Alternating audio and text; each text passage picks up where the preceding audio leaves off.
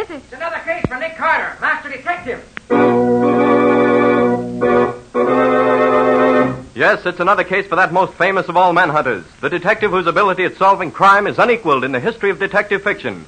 Nick Carter, Master Detective, presented by the three great Lin-X home brighteners, Lin-X clear gloss varnish, Lin-X cream polish, and Lin-X self-polishing wax, created by Acme, America's great producer of fine Acme quality paints. Today's curious adventure, Mind Over Murder, or Nick Carter and the mystery of the missing John Doe. In just a moment, we'll hear how Nick Carter found out who John Doe really was and who was behind the murders of the two men John Doe thought he had killed. But first, here's a tip for good homekeeping. Millions of American homemakers have discovered how Chemtone, the miracle wall finish, keeps their walls fresh and lovely. Now they're discovering how the three great Lin-X home brighteners bring sparkling cleanliness to furniture, woodwork, and walls. Lin-X clear gloss varnish gives lustrous, longer-lasting protection to every wood and linoleum surface. Lin-X cream polish renews the sleek, gleaming beauty of fine furniture. And Lin-X self-polishing wax lends rich, satiny loveliness to any floor, wood, linoleum, or tile. Take the modern shortcut to new home beauty with the three great Lin-X home brighteners. You'll find them all at your hardware, paint, or department store. Your headquarters also for Chemtone, the miracle wall finish. And now for today's mysterious adventure with Nick Carter. Today's story starts in Nick's office as Nick and Patsy are interviewing a stranger, a young man who has just called to consult Nick.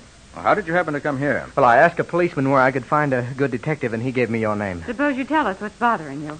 Well, 3 mornings ago, I woke up in a strange bed in a strange apartment. Until the young lady whose apartment it was told me, I had no idea where I was. Well, judging by the bandage around your head, you must have had an accident. Was that before or after you woke up in this strange bed? It must have been before. I don't remember anything about it.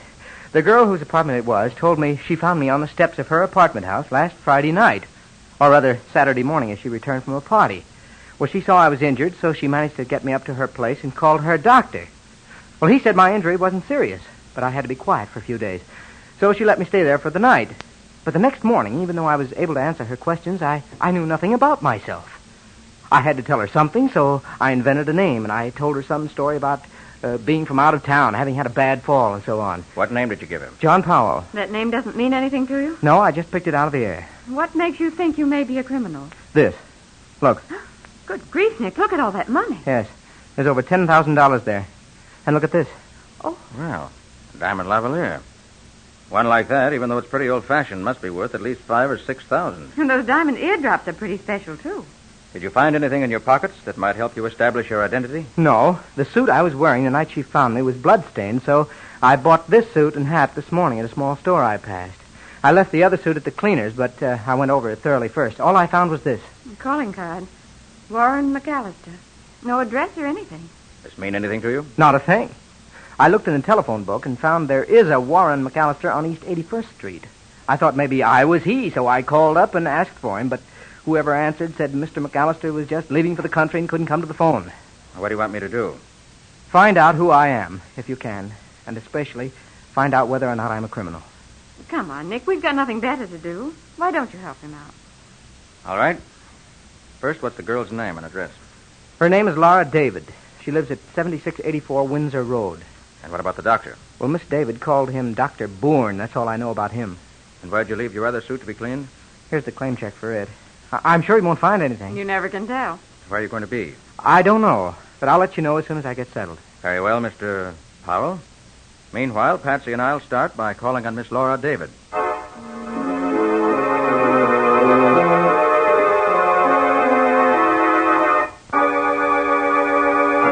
Apartment 3D, David. Well, he told us the truth about this, anyway.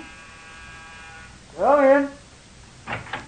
Riley, what are you doing I here? was just going to ask you that. What do you know about her? About who? The dame who rents this apartment, wise guy. We never even heard of her until half an hour ago, Lieutenant. Oh, you don't say. You just dropped in to pass the time of day, I suppose. We came to see her about a client of Hey, ours. look here, Riley. What's this all about? And why are you here? Right now, I'm asking the questions. What's the name of this client of yours? He told us his name was John Powell. And what did he want you to do for him? He wanted us to find out who he is. He has amnesia from a sock on the head. Oh, so that's what that note meant. Well, what note's that, Riley? We found it on the table here with a $100 bill pinned to it. Yeah, here it is. Dear Miss David, thanks for all you've done.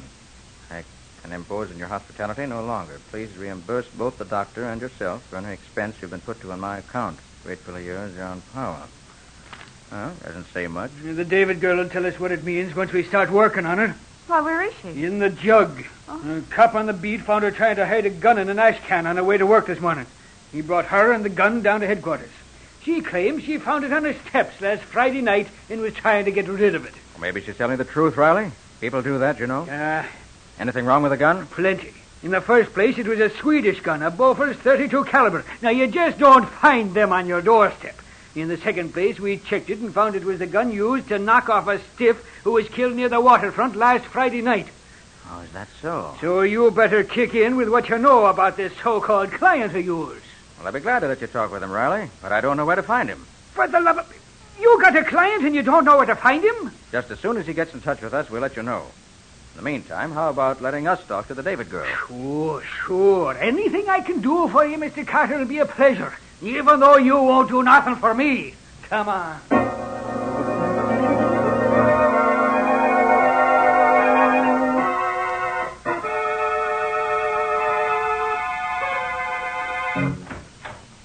Well, Patsy, we certainly didn't get much out of that David girl. No, she just told us the same thing she told Riley. Yes, please. We want to see the suit this check calls for. Oh, yes, sure. Just a minute. I'll get it for you. I ain't sent it out yet. I knew that stuff on it was blood. Said he had an accident, if it is. Thanks.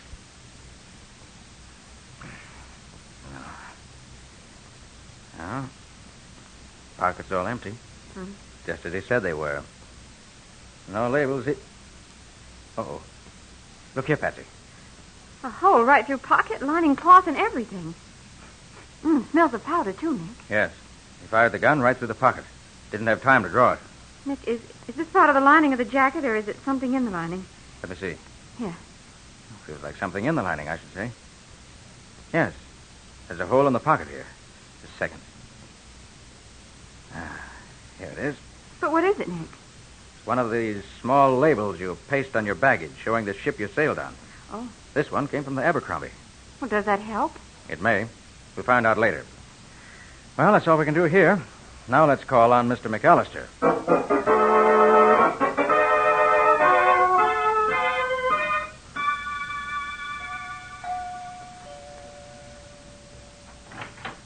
The lieutenant is expecting you in the library. Hey, Nick, what's it? Hold it, Patsy. We'll find out fast enough. Well, what took you so long, Nick? You get a flat tire, maybe? Thanks for the welcome, Riley. Hey, what's going on here? As if you didn't know. But I don't. Well, Riley, what is it? Uh-oh. Look there, Nick. Is that McAllister? Yes, it's McAllister. And dead as a doornail. And don't tell me you don't know nothing about it, because I wouldn't believe it. Well, so McAllister is dead, too. How is this going to affect Nick's efforts to learn who John Powell really is? Or does John Powell know more about this than he's told Nick? We'll see in just a moment. Folks have a habit of forgetting to use the doormat, whether they come home through winter snow and spring rain or from summertime swimming pools. And the water they track in certainly spoils the appearance of shining, freshly clean floors. But those floors look spick and span again in a twinkling when you keep them protected with Linex clear gloss varnish, because it keeps both dirt and water right there on the surface where they're easy to whisk away. That same protective finish gives sparkling beauty to woodwork and furniture as well. For Linex clear gloss has a gleaming, transparent luster that provides a background of distinction for all your household things. And how Linex clear gloss wears. It resists damage by hot grease, boiling water, fruit acids, perfume, even alcohol, which means it's as fine for use on tabletops as for wood floors and linoleum. What's more, Linex clear gloss varnish is so easy, so smooth to brush on that it's no job at all. And once applied, it gives your home the handsome, well-kept appearance in which you take such pride. So ask your dealer now for Linex, Lin-X, Linex clear gloss varnish. You'll find all three great Linex home brighteners and Chemtone, the miracle wall finish, at hardware, paint, and department stores everywhere. And now back to our story. We left Nick and Patsy facing an angry Lieutenant Riley, who was accusing them of knowing more about the murder of Mr. McAllister than they pretended. Yes, it's McAllister, and dead as a doornail. And don't tell me you don't know nothing about it, because I wouldn't believe it. But we don't, Lieutenant, honest. Of course we don't. Now, what happened, Riley? He was just about to learn the details when you drove up, so we waited for you to join us. Well, thank you, Riley. I knew I could count on you to do the right thing. What? Why Watch you... your blood pressure, Lieutenant. I ought to throw you both in the clink for 99 years. All right. Now, how about finding out what happened to McAllister? All right. Now, you, chauffeur. Yes, sir. What's your name? Barry, sir. All right, Barry. Tell us what you know about this, and don't leave nothing out. Well, I was driving Mr. McAllister home from the bank, and I stopped in front of the house, same as always. I was just going to get out and open the door for him when a man came up to me with a gun in his hand. He told me to keep my hands on the wheel and to look straight ahead, not to pay any attention to what I heard. Go on. What happened then? Well, I heard the car door open behind me. Mr. McAllister started to say something, and then I heard a shot. Then I heard a man say, "Come on, Mike," and they ran up the street. I turned around, saw Mr. McAllister slumped down in the back seat and two men running toward a car. Where was this other car? In the middle of the block on the other side of the street. The men got in, and it drove off. You got any idea who them men were, what they was after? Oh, no, sir. All right, Barry. That's all for you for now. But don't go away. We may want you again in a few minutes. Oh, sure, Lieutenant. I'll stick around. Now, you. What's your name? What do you know about this? The name is Stover, Lieutenant. I was Mr. McAllister's butler, sir. Well, just a moment. Stover, did a man named John Powell call here today? Yes, sir, he did. Just as Mr. McAllister was leaving, sir. But Mr. McAllister said he didn't know anyone by that name, so he didn't speak to him. Did you recognize the voice? No, sir. But I'm almost sure it was the same person who called about an hour ago and asked if Mr. McAllister had returned yet. I told him I expected him in about half an hour. I asked him his name, sir, but he hung up. So, Mr. Detective Carter, this guy Powell didn't just happen to call you two up and tell you he knocked off this guy too, now, did he? He couldn't have called us, Lieutenant. We haven't been back to the office since we left you. Then how did you happen to show up here just when you did then? We found McAllister's card in Powell's wallet. That's right, Lieutenant. Powell asked us to see if McAllister knew anything about him, who he might really be. I'd sure like to get a look at this client of yours. He seems to have a finger in every murder that goes on around here. You wouldn't let me just take a little peek at him, would you, Nicky? Just for the sake of our long and lovely friendship? Riley, I mean it. I haven't the Hey, what's going on? Nick, there goes McAllister's chauffeur. I told that guy to stick around here. He'll be right back, sir. He's just taking the car round to the garage on the next avenue, the same as he always does when it's not being used. But we got to go over that car for fingerprints as soon as my men get here. I'll go get him. I'll have him back here before you can say John Joseph Michael Riley. Stover, what do you know about that chauffeur, Barry? Why, not much, sir. He came to work here about 3 months ago. Mr. McAllister hired him himself. Did you see any part of what happened when Mr. McAllister was shot? Just the end, sir. I heard the car drive up, and I went to open the door. Just as I did, I heard a shot and saw the two men start toward the other car. And Barry was sitting in the front seat, the way he said? Yes, sir. He was sitting there with his hands on the wheel. As soon as the men started running, he called me, and I went to see how badly Mr. McAllister was hurt. I see. Oh, by the way, Stover, do you happen to know where the chauffeur Barry lives? I think he has a room over in the next avenue, sir. Number 7612, I believe it is. It's over a bakery. Thank you. Well, Patsy, I think that's all for us here. Where to now, Nick? I think we'll take a trip down to the waterfront. I want to call on the purser of the Abercrombie. Did you say the Abercrombie, sir? Why, yes. Why? It's probably only a coincidence, sir. But Mr. McAllister was very much worried last Friday night because a man he was expecting on the Abercrombie failed to show up. Is that so? Who was this chap who didn't show up? I don't know, sir. Mr. McAllister was looking forward to seeing him. He was bringing him something important, I believe. He sent his car down to the pier to meet him, but Barry reported that he wasn't on the boat. Was Mr. McAllister interested in anything besides his bank? Oh, yes, sir. He was the head of several committees which were acting against enemy propaganda in this country. Combating enemy propaganda, huh? Oh, this thing is beginning to make sense, Patsy. Now I'm more anxious than ever to talk to the purser of the Abercrombie.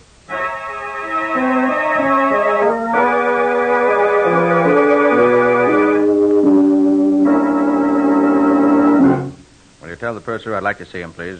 This doesn't look like an American ship, Nick, even though it is named the Abercrombie. It isn't, Patsy. It was originally the Prince Knut, a Danish vessel. It was taken over by the English when Hitler rolled over Denmark. Now sails for Sweden, I believe.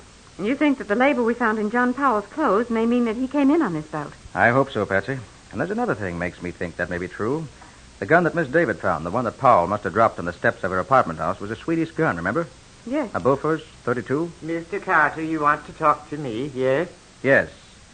Was there a passenger on your boat this last trip by the name of John Powell? Jan Powell? No, we have only 3 young gentlemen traveling alone. I remember well. One Swedish-American, Mr. Lars Sjöström from Michigan, one Norwegian, Mr. Halverson, and a young South American, Mr. Richard Vallon. Richard Vallon, huh? Doesn't sound much like Powell, Nick. You are from the police, maybe? Well, yes, in a way. Why? Then I think maybe this Mr. Vallon could be the one you are looking for. We had trouble with him on the way. What kind of trouble? Oh, it was not serious. Just his room steward reported to me that he was armed, that he had seen pistol on his dresser. So I called on him and asked him to give me pistol for the trip. It is rules, you know. Yes, I understand. But he did not want to give it to me. He talked about it for a long time. Then at last he gave it to me, and I put it in safe. And then we dock, I give it back to him. Very interesting. Did you notice the make of it? Oh, yes. It was Bofors 32 caliber. So both are 32. Could you describe this Richard Vallon for me? He was a young man, slender, good-looking, blonde hair, about my size. That's Powell, all right, Nick. Oh, Purser, did you happen to notice if a car met him at the dock? But yes, when he leave the boat, he get into big black limousine. They start away, and then about the block from the dock, the car stop again. It was too dark to see what was happening. I think maybe there was trouble with the engine because I hear a backfire, and then the car go on again. But that was same place where police find dead man next morning. Nick, it all adds up, doesn't it? Yes, Patsy, I think it does. Well, thanks for your trouble, Purser. Oh, it's no trouble, thank you. Patsy, I think we'll have a look at this room where Mr. McAllister's chauffeur lives.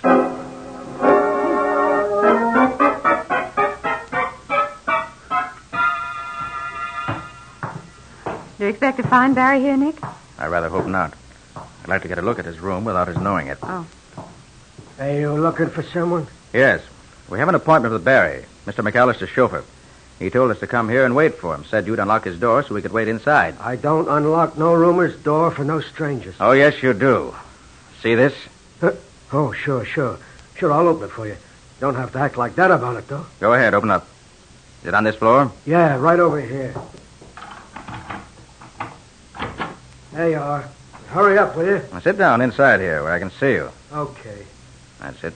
All right, Patsy, shut the door. Okay. Now, let's see what we can find here.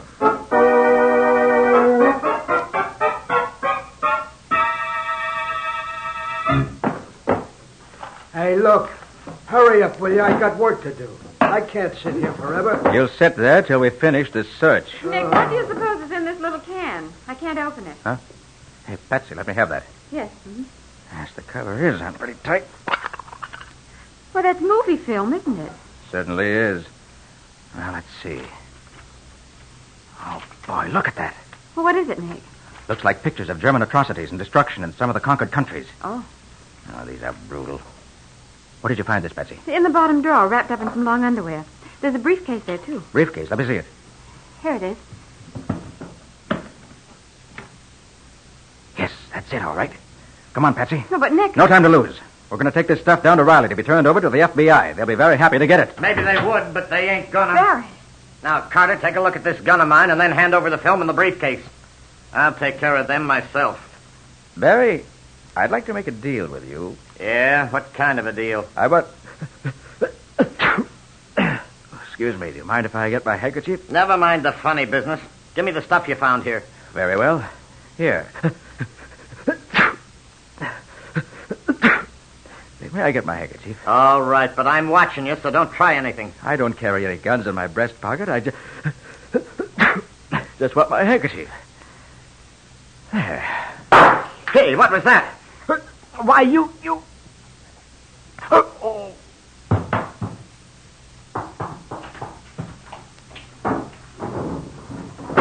All right, Patsy. You can stop holding your breath now. We get out of here fast. Find a cop and bring him out here quick. Right, Nick. Gee, I'm glad I realized what you were doing in time, so I didn't get knocked out, too. That little flask of quick-acting knockout gas comes in handy sometimes. Now, my unconscious friend, I'll just collect the film and the briefcase and turn them over to Riley to be forwarded to the FBI. They'll be glad to get evidence like this.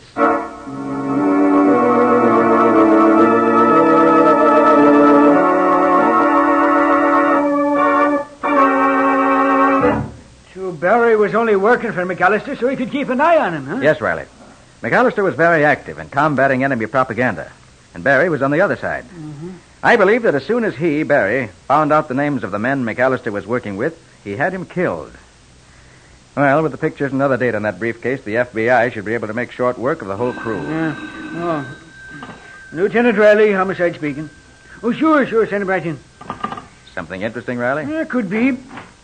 Well, Schultz? I was on my beat tonight when a big car goes around the corner fast and the guy falls out. Lands with his head up against one of the L-pillars, out cold. I got an ambulance and took him to the hospital. Well? Well, I found these things on him, Lieutenant. That's why I come direct to you. Nick, Powell's lavalier and eardrops. Yes. And there's McAllister's card and all the money. You mean that guy could be John Powell? Certainly could be, Riley. So he wasn't no crook, eh? Well, this sure looks like it. Well, I'm sure he wasn't, Riley. I'm going to the hospital and have a look at that guy. You want to come? Right you are. Grab your hatchet, Patsy, and let's get going.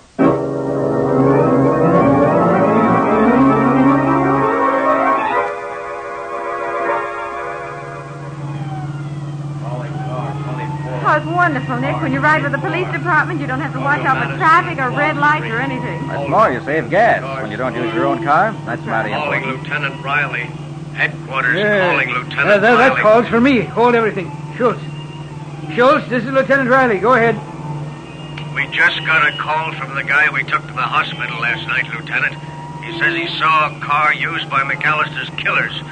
Says car license is KX56-7D. I checked that number and it belongs to Gussie Lang. Gussie Lang. Schultz, send out some men at once and pick up Gussie and his gang and bring him in and hold him for questioning. Get going fast. That's all. Right, Lieutenant. And we'll take care of him fast enough. Well, step on it, Rice. What's holding you back?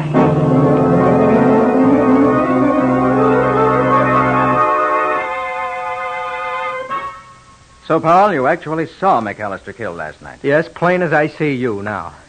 I was waiting for him to come home in the hopes that he could identify me. When the killers started off, I jumped on the rear bumper of their car, but when they went around the corner, I got thrown off. Hit something, I guess. You hit your head on an L pillar. Best cure in the world for amnesia. Practically never fails, Mr. Vallon. Vallon? How'd you know my name? I only knew it myself a few minutes ago. We find out things. Now, suppose you tell us what happened when you landed off the Abercrombie last Friday night. That is, if you can remember now. I remember, all right. I got off the boat, and McAllister's chauffeur met me. We drove a block or so from the dock, and he stopped. Two men opened the car door and started to get in. I saw they had guns, so I fired at one of them. Then something hit me on the head, and that's the last I knew. Now, look here, Powell or Vallon or whatever your name is. Where'd you get all that money we found on you? Them sparklers. They don't look honest to me. The jewels belonged to my great-aunt Miriam. I took them across to have them recut in Amsterdam. Then the Germans took Amsterdam, so I had to bring them back. The money belonged to a refugee I met who asked me to deposit it to my account until he could get over here. But I still don't see why those men tried to hold me up.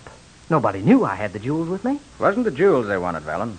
It was the roll of film and the envelope of documents you had in your briefcase. Were they important? Where did you get them? Well, a friend of my father's gave them to me, asked me to give them to Mr. McAllister when I got over here. But what were they, Mr. Carter? The film showed Nazi atrocities in conquered countries. The documents were pictures, descriptions, and names of active workers in anti-American activities here in this country. McAllister's chauffeur, Barry, was one of the head workers. When you prevented those men from getting what they wanted, Barry dumped you out of the car and took the film and the papers to his room to hold until he could dispose of them safely. But we got there first. Well, Lieutenant, are you satisfied that Mr. Powell, or I should say Mr. Vallon, is innocent? Yeah, I guess so. Oh, come on, Riley. Cheer up. You've got the film and the anti-American data. You've got McAllister's murderers. And you're going to get all the credit for solving the case. Huh? What more do you want?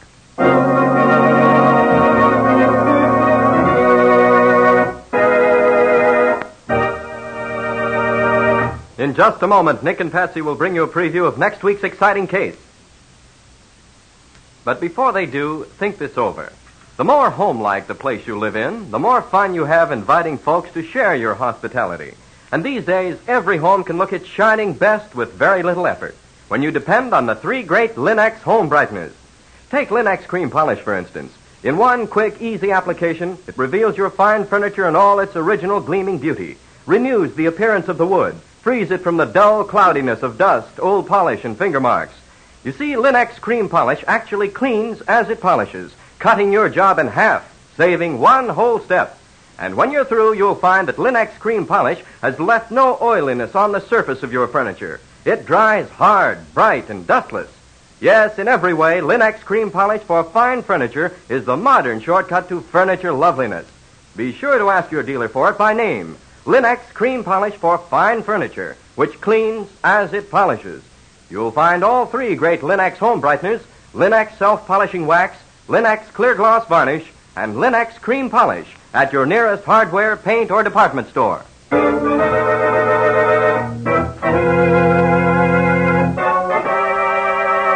And now let's hear from Nick Carter himself.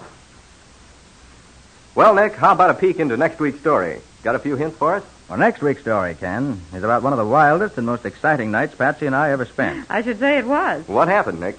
4 rich old Tories during the Revolution buried all their valuables in a small rocky island. Their heirs had found a clue to the burial place of the treasure and called me in to solve the clue, which was in code. But they didn't figure on the one man who wanted it all for himself and who was willing to kill to be sure he got it. What do you call the story, Nick? It's called 4 Rings of Death. Or the mystery of the Tory Island murders. I hope you'll be with us next week. So long for now. So long to all of you. See you soon. And so long to both of you, Nick and Patsy. We'll be here waiting for you next week.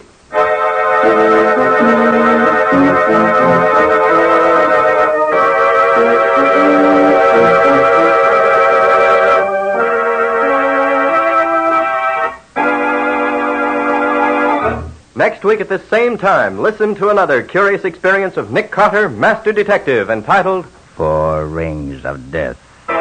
Or Nick Carter and the Mystery of the Tory Island Murders.